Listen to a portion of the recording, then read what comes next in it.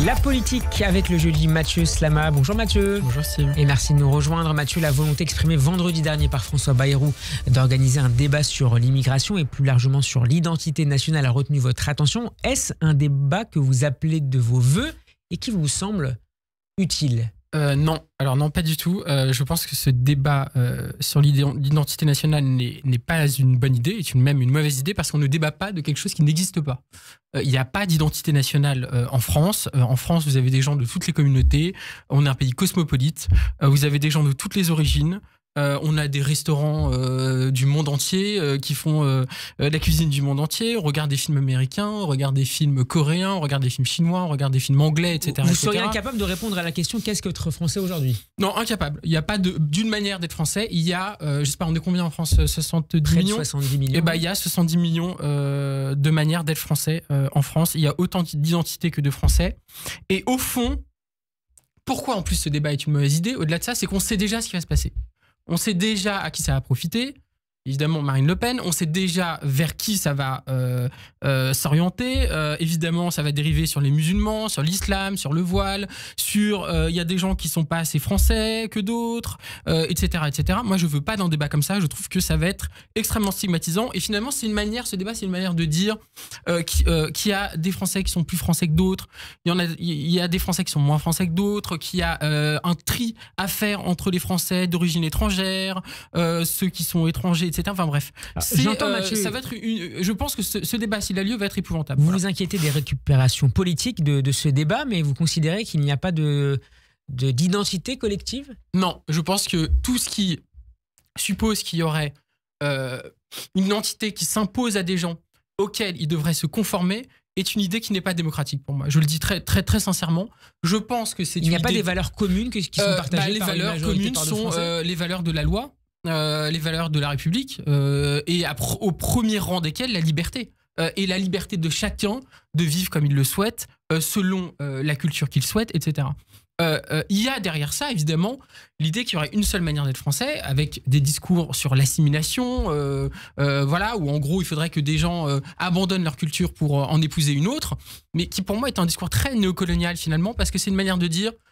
Vous êtes des gens qui n'avaient pas suffisamment de culture, vous êtes des gens qu'il faut civiliser et on va vous amener à la civilisation et c'est à vous justement d'épouser une espèce de culture commune qui en plus est totalement fantasmée parce qu'une culture ça n'est pas quelque chose de figé, ça évolue constamment. La France d'il y a 100 ans n'est pas la même qu'aujourd'hui et la France d'aujourd'hui ne sera pas la même que dans 100 ans. Donc, mais il vous semble absurde de demander à des personnes qui souhaiteraient s'installer en France de respecter un certain cadre législatif. Et la loi, ouais. La loi, c'est tout. Respecter la loi.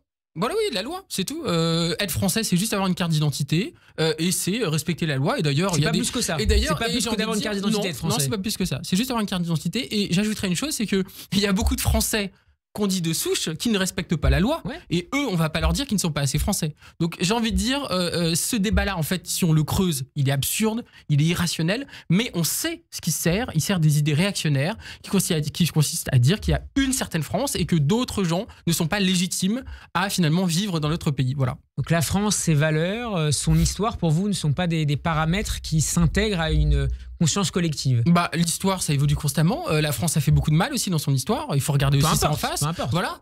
Donc, non, je pense qu'au contraire...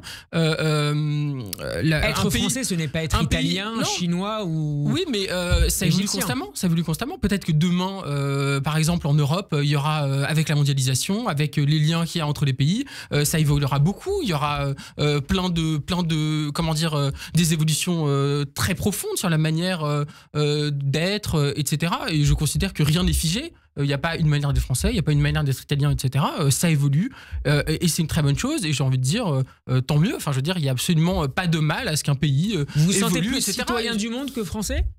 Ah oui, complètement. Moi, je me sens complètement citoyen du monde.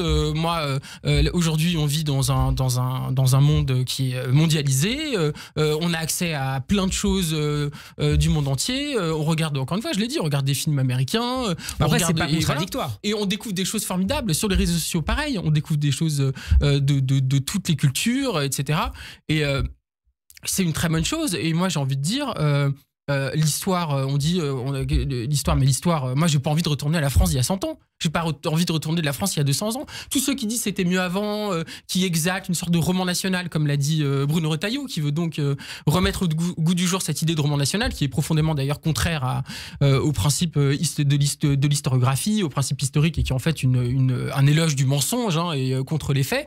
Mais passons, c'est absurde, il n'y a pas de quoi d'être fier d'être français par rapport à notre histoire, par rapport à ce qu'on a pu faire, par rapport à, on peut citer la colonisation, mais aussi la manière dont on a traité les femmes pendant très longtemps dans notre pays, etc. Vous vous concentrez là sur les aspects, les périodes négatives ou les aspects négatifs de l'histoire. C'est pas que ça l'histoire de France. Je me concentre là-dessus parce qu'il y a des gens qui disent c'était mieux la France il y a 100 ans.